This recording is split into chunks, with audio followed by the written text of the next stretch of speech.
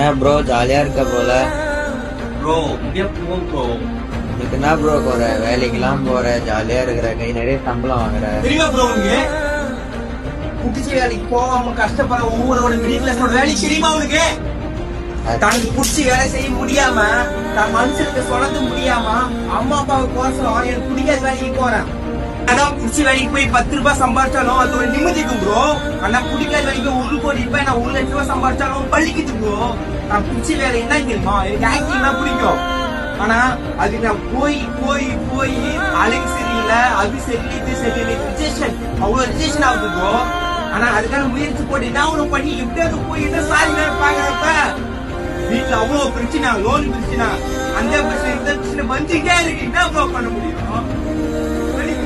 வெளி சொல்லவும் முடியல, அழவும் முடியல. என்னதான் இருந்தாலும் வீட்டுக்கு காசு கொடுத்து ஆகணும். அதுதான் ப்ரோ பிடிக்காத வேலைக்கு குடிச்சு மதிப்பு நடிச்சுட்டு இருக்கேன்.